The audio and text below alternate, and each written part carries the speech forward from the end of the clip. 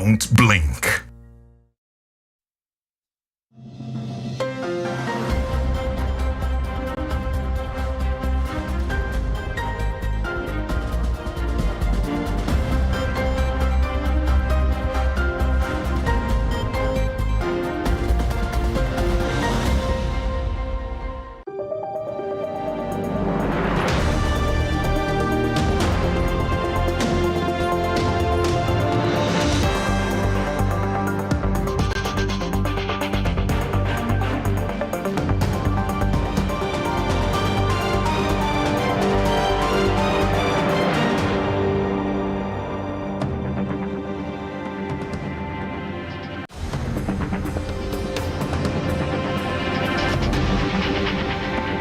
In the news tonight, people are able to speak openly and freely about their concerns. International Criminal Court officials tour northern Uganda to get first-hand testimonies from victims of the Lord's Resistance Army insurgency.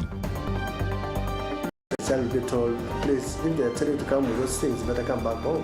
Karamoja region education woes worsen as insecurity, poverty, hunger and lack of education facilities push learners from classrooms. Also tonight, researchers at the National Livestock Resources Research Institute in NACHSSR develop local drug that will be used to fight ticks.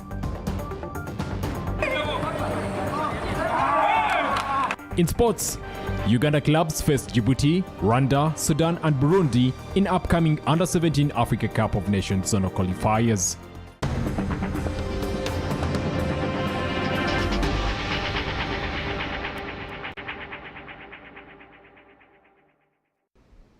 It is Saturday, the 17th of September 2022. I come with nothing but stories that made news in Uganda, Africa, and the world at large. PM Edition makes sure that you don't miss a single story of those. I'm Kalachi Brian with Isaac Luchams. Good evening and welcome. Starting us off, the Embassy of Ireland, together with the government of Uganda and the Trust Fund for Victims at the International Criminal Court, have concluded a 5-day visit in northern Uganda. The visit was aimed at providing delegates with first-hand transformative work and other assistance programs in the region. More from Safi Baluku. In 1996, Uganda was embroiled in a conflict between the army and the rebels of the Lord's Resistance Army in northern Uganda. United Nations statistics estimate that more than 100,000 Ugandans were killed in the conflict, and an estimated 60,000 to 100,000 children and adults were abducted by the rebels to be used as combats.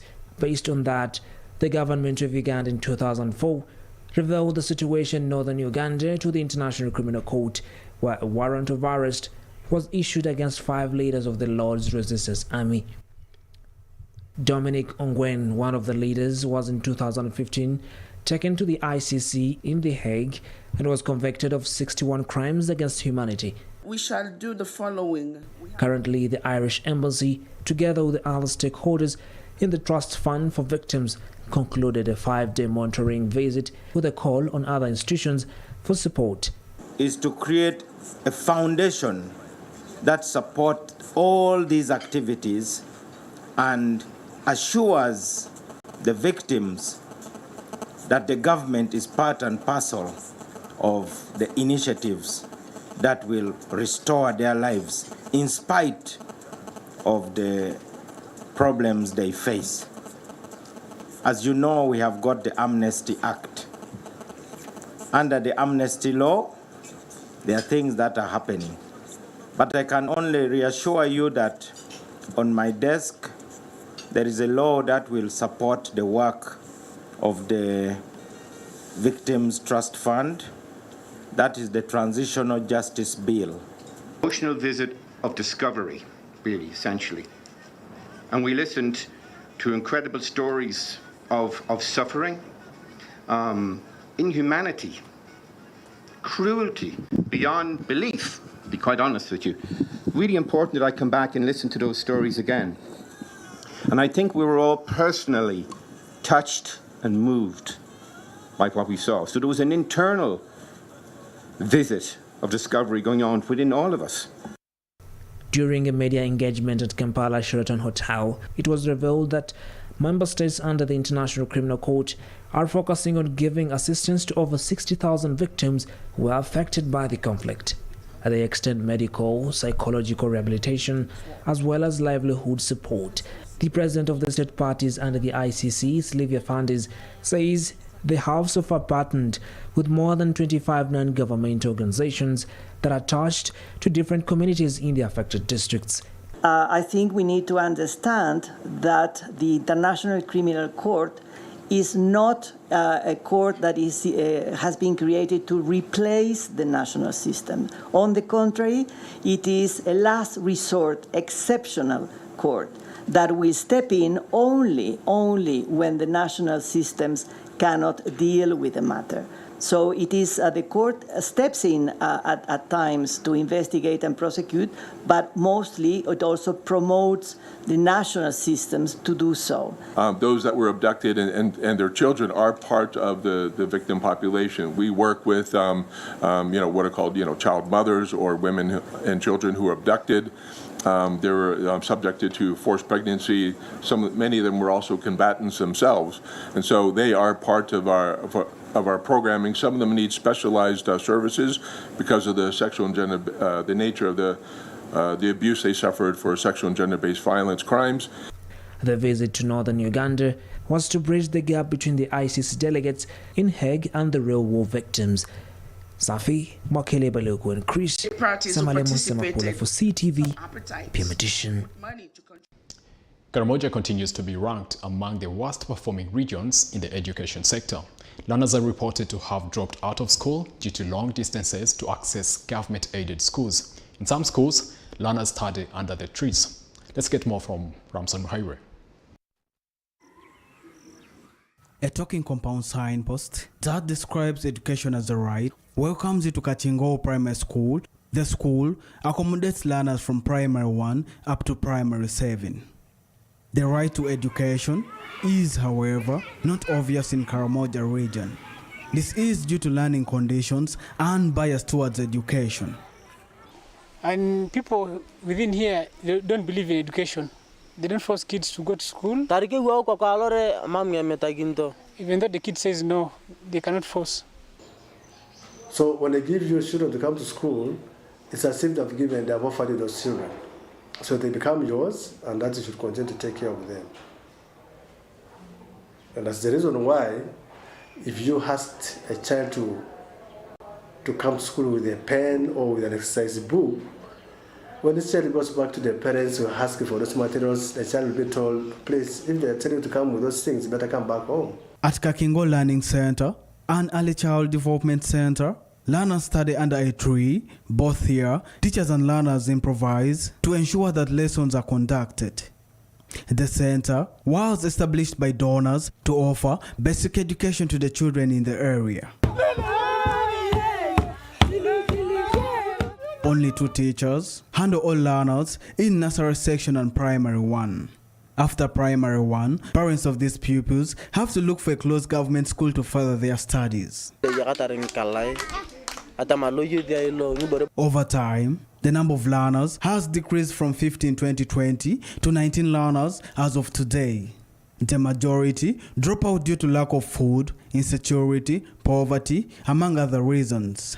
Many schools of this nature have turned into community schools. Most of these schools depend on donors since government does not support them. Kananga Kinoi Community School evolved from these learning centers. It serves 4 villages. Learners study up to P4. Sophia is a primary 4 pupil. She wakes up early morning to walk to school. Sophia is lucky to have a mom who wants her to study. Her mother, Leah, is the sole breadwinner of the family. She burns charcoal to earn a living. Leah is worried how far her daughter will pursue her education because she has no money to pay for her school fees. I want my children to go to school, but I have no money. Let well-wishers come and pay for her so she can finish her education. It's only education that can help her. Sophia has been to Kananga Kinoi Community School since nursery. Her dream of becoming a nurse is said to be shattered because her mother can't take her to the next school, which is 7 kilometers away from her home. The next school is very far, and when it rains, you can't go to school. The river also tends to flood.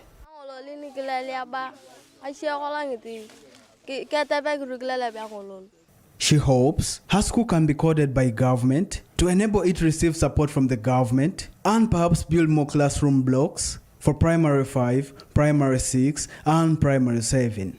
Let the school go up to P7 and even bring a secondary school here. Parents can't afford boarding schools, yet I want to continue studying so that I can become a nurse and help more people. If government takes on these schools and they are getting capitation, there is a high correlation between funding to a school and UPE results. Yeah, it's highly likely that pupils that are in schools that have adequate funding will actually get better education.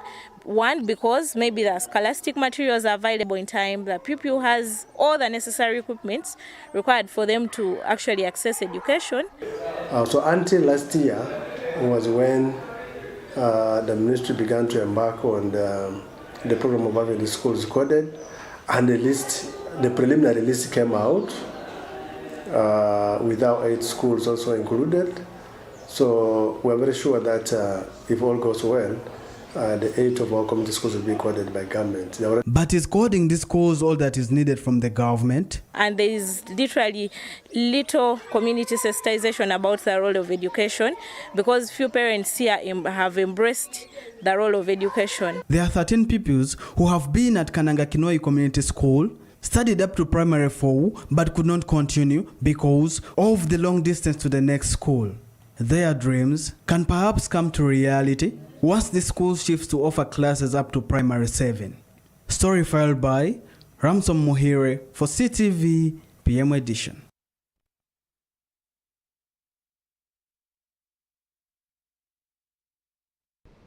Quite absurd what is happening in Karamoja, knowing that education is a right for every child. Still about Karamoja, for a long period, Karamoja region has been affected by insecurity caused by warriors who steal cattle. They invade various districts in the region and wreak havoc. This partly explains why people in the 9 districts of Karamoja region are very poor and are affected by chronic food shortage. Here's more. To fight insecurity in the region, a joint operation between UPDF and police, which has been ongoing for several months, has seen over 200 suspected warriors been arrested. Brigadier General Joseph Bali Kudembe, the 3rd Division Commander, says the suspects will be produced in court. And by today, we have over 200 suspects. Over 200 suspects in Kotido. Some of the cows that were last week stolen from Agago, where some 2 soldiers were killed and civilians injured, and the previous week, where some civilians were killed. So we have managed to recover cows that were raided from Agago, and the operation is ongoing. Brigadier General Bali Kudembe says they are planning to deploy soldiers in the region to improve security. Increase the momentum of operation to consolidate the gains so far attained in the last 4 months. You are going to see a lot of military activities to remove some of the isolated cases that we are registering after stabilizing the... During the operation, illegal guns have been recovered. Some guns were recovered from local leaders, according to Brigadier General Bali Kudembe. Compared to 10 months of Usalama kwa Wote from July 2021 to May 2022, where we recovered only 212 guns. Moroto District Regional Police Commander Francis Jamestown says despite the insecurity caused by armed warriors, crime related to domestic violence have reduced in the region. Sexual offenses, sexual-related offenses, cases, rape, defilement, those related cases. In the month of July, we registered 12, and it drastically reduced to 0.2 in August. Now this has really been too much on alcohol. The warrant worth over $1 billion, and this warrant, you go and find out it has been causing death. They attribute death sometimes to famine, when actually it's much facilitating death. Away from Karamoja, as Kampala city authorities try to implement the smart city plan through leveraging technology, developing city infrastructure, ensuring organized businesses, controlling congestion, among other plans, some stakeholders are up in arms. On Friday, Kampala Minister Misa Kabanda directed commuter tax operators on a TV stage to vacate the old tax park and start their operations in Usafi and Kafumbe Mukasa tax parks. Lubega Ibrahim reports. After Kabanda's directive, commuter tax operators that ply to Entebbe Road say the order was not made in good faith.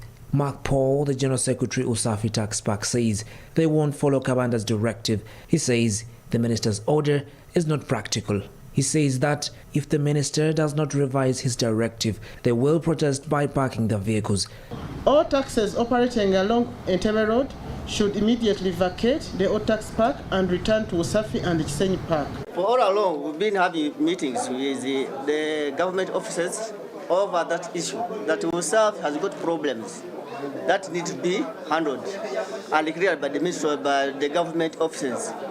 But up to now, we've tried to talk to those people and we've presented all our problems about Usafi, but the government officers have failed to implement what we've presented.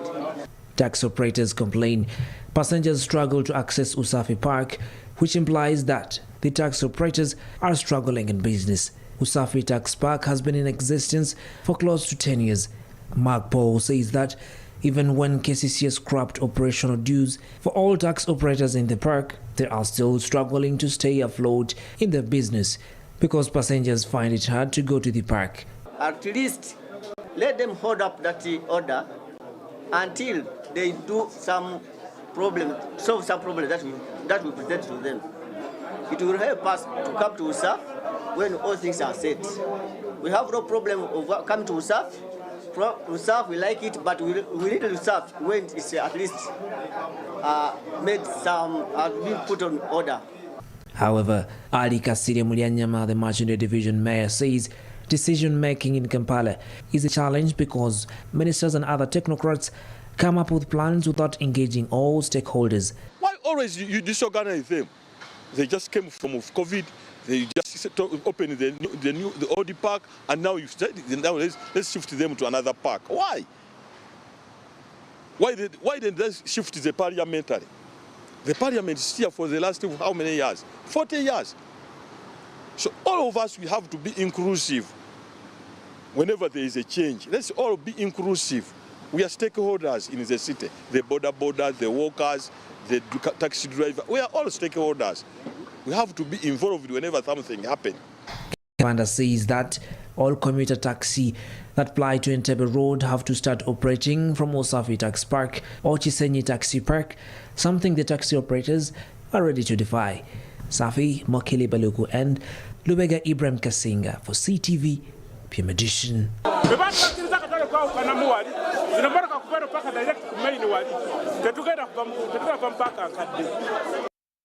Scientists in Uganda continue to progress, and the latest is a drug that fights ticks. Find out more when we return on PM Edition.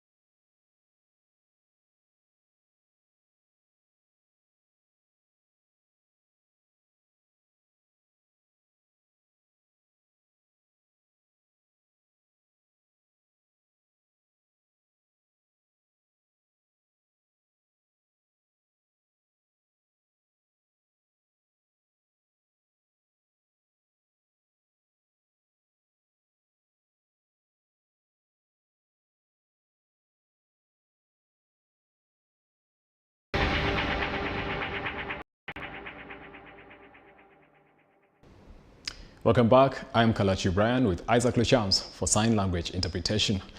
Moving on, a locally made antique drug is ready and about to be deployed in Uganda.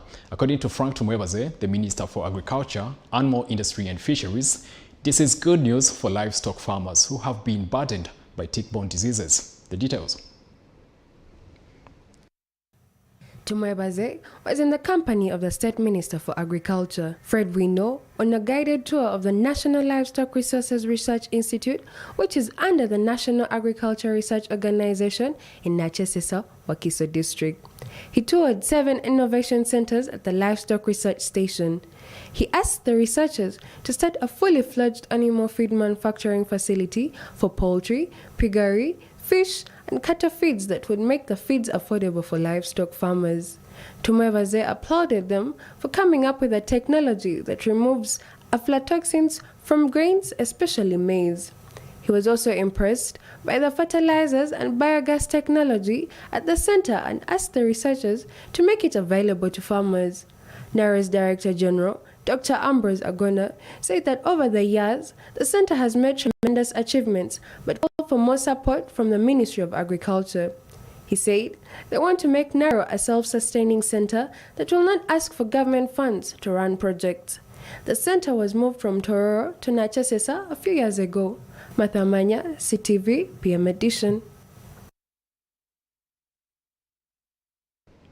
Medical workers in Bukedya district are worried about the rising number of malaria cases. Bukedya district medical workers officers says over 70% of current diagnoses in the district show malaria cases higher up compared to the figures that were registered 3 years ago. Here's more. Made the revelation during a 3-day health camp that has been organized to improve services in the district by the Speaker of Parliament, Anita Mong. The Bukedya District Health Officer, Stephen Ikodet, attributed the increase in malaria cases to the failure of most people to sleep under mosquito nets. He says some households are using worn-out mosquito nets that were distributed by the government 3 years ago. Burden of disease is still a problem, like malaria is coming up, it's a burden. Government gave out mosquitoes some 3 years ago, and normal after 3 years, these nets degenerate and people go back to square one. So one of the biggest burdens of disease in the district has been malaria. He says malaria is now the leading cause of death in Bukedya district. But the most emphasis I would want the camps to put emphasis is the non-communicable disease, things like diabetes, things like high blood pressure, among others, because they are hidden. Most of these people don't carry out those tests. People fall sick, they only get facilities when they are in different stages of screening. Ikodet was speaking during a health camp that was organized by Speaker of Parliament Anita Mong. Among is the district woman MP. The camps are being undertaken by over dozens of medical interns from various medical schools. We are here to impact lives, to treat the people of Bukedya, and also help solve the issue of information, because information is key. People fall sick, but they don't know where to go to seek services. They don't know what to do when they fall sick. So we are here to dispel those, the rumors, and also provide information to the local community. Residents who participated in the camps say they are happy to get free medical care. They helped me to attend to the kid. They examined her, and then they referred me for some tests, which I'm still waiting for. But when I looked at the service was so helping. But when they bring people like this, we are also happy. We know that definitely we are going to get some kind of assistance. Bukedya district, with a population of over 300,000 people, has no district hospital apart from health center 4. Away from Africa, the delayed trial of people suspected of killing at least 157 objectors in Guinea in 2009 is finally set to take place on the day of the massacre anniversary. However, the alleged perpetrator and the then Guinean president, Moussa Dadis Camara, is not in the country. In Rwanda, parents have welcomed the government's reforms of the structures in schools. School fees. The West African state of Guinea has announced that the long-awaited trial over a 2009 massacre will begin on September 28th, 13 years to the day after an event that marked a turning point in its history. Justice Minister Alphonse Charles Wright said at a press conference that the proceedings will revisit Guinea's history and ensure that the country comes out of this trial with a new vision of Guinea where impunity will no longer have its place. On 28 September 2009, a group of NGOs and opposition parties organized a rally at a stadium in the capital Conakry. Thousands gathered there to protest against the possible presidential candidacy of then-junta leader Moussa Dadis Camara, who had seized power in a December 2008 push. Camara's government sent in the army, which carried out a bloody crackdown in and around the compound. According to UN International Commission of Inquiry, at least 157 people were murdered and 109 women raped. The victims' testimonies are harrowing, with the UN inquiry concluding that the massacre was a premeditated act by the junta. A judicial investigation ended in December 2017 and dozens of defendants, including Camara, were referred to court. Kano Mamadi Doumbia, the head of the ruling junta, had called in mid-July for the trial to begin before the massacre's anniversary. Camara, who had been exiled in Burkina Faso since he renounced power in 2010, returned to Guinea in December 2021.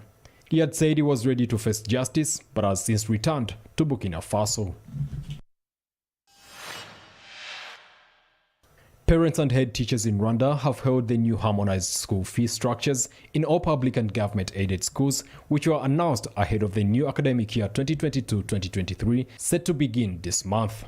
The Minister of Education on September 14th announced that parents will no longer pay school fees for students in pre-primary and primary.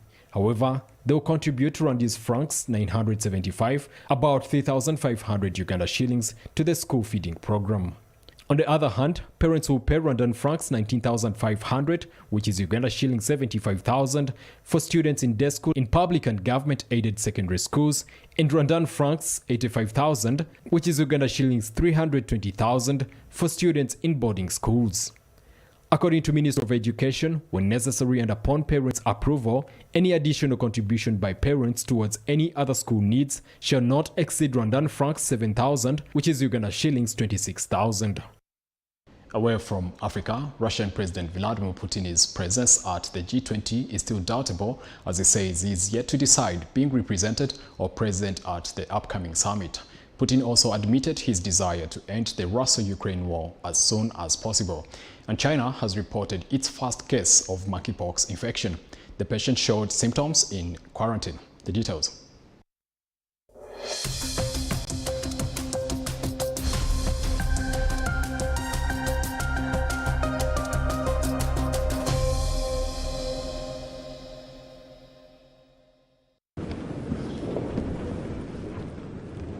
Russian President Vladimir Putin says he is yet to decide whether to personally attend a summit of the group of 20 nations in Indonesia in November. However, Putin told reporters in Uzbekistan after the Shanghai Cooperation Organization summit that Russia would be represented at the meeting. He also talked about his meeting with Chinese President Xi Jinping the previous day and said that it had been normal.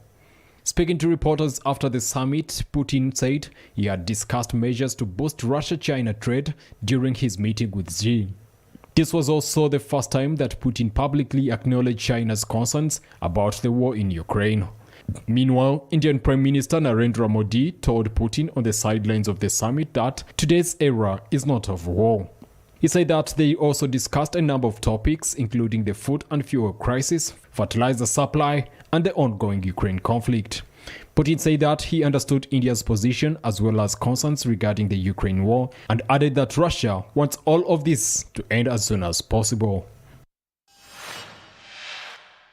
China has reported its first imported case of the monkeypox virus infection in an individual who arrived from abroad. This is mainland China's first known monkeypox infection amid the recent global outbreak of the virus. The Municipal Health Commission said in a statement that the man was put in a quarantine upon arrival in Chongqing to ensure the transmission risk is low. All close contacts have been isolated and are under medical observation. According to the statement, the concerned person entered Chongqing City in transit from abroad and started to show symptoms such as skin rashes during the quarantine period for COVID-19. Around 90 countries where monkeypox is not endemic have reported outbreaks of the viral disease, which the World Health Organization has declared a global emergency.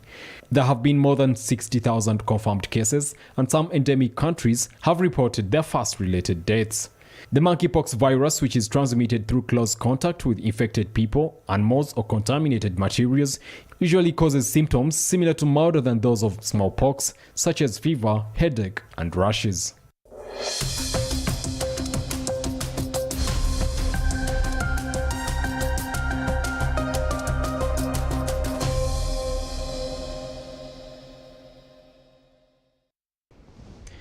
It is 29 minutes past 9 p.m. When we return, sports news.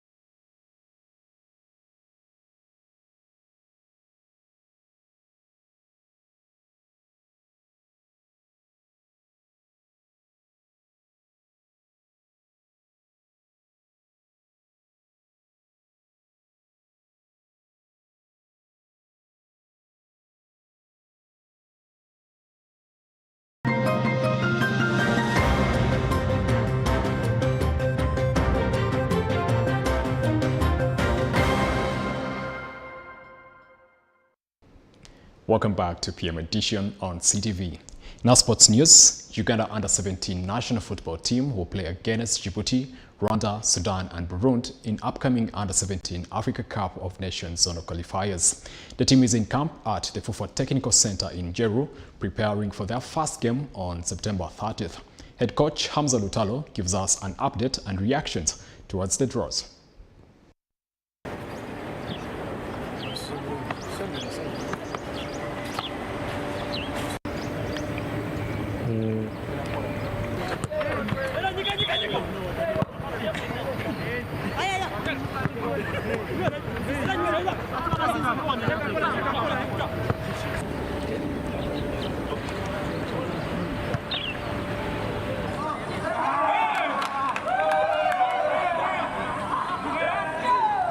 We are in Group B with the Djibouti, Sudan, Rwanda and Burundi.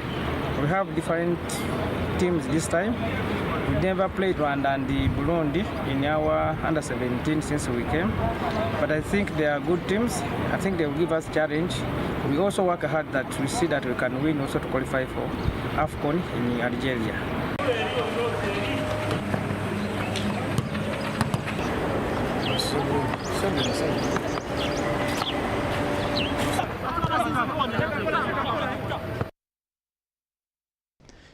Erling Haaland has continued his impressive scoring run as Manchester City went to the top of the Premier League with a comfortable win against 10-man Wolves. The hosts had only touched the ball once before Jack Grealish put City in front just after 55 seconds.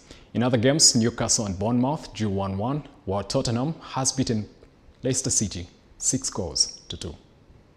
Just the one change, he's right at the top of the pitch. Guedes comes in. The only change from the team that beat Southampton last time out here. he seems to have settled in a back four. When he came in, he used... With Foden, who is on the right. Ball in, and it's a great start for Manchester City today. De Bruyne on the overlap. It's a great... And the perfect answer to his critics. He runs away in triumph after a one. Jack Grealish with the goal. And City score in a minute. Well, it's almost memories of last season and what they managed to produce. Kevin De Bruyne was at the heart of it all, scoring 4 times here in Manchester City. VAR has actually helped Newcastle for a change, a penalty for handball before a corner gives us a chance for Isa to level things up. First goal change in his ball. Let's go, Isa.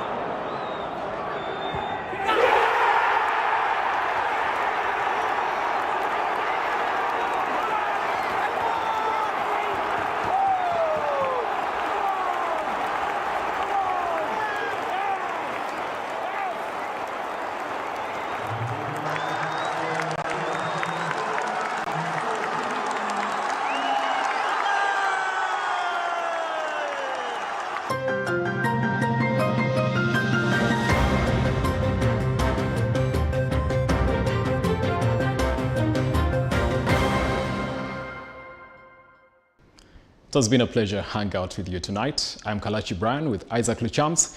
There's a movie coming for you, Furious 6 from Gerard. Don't miss it. Have a good night.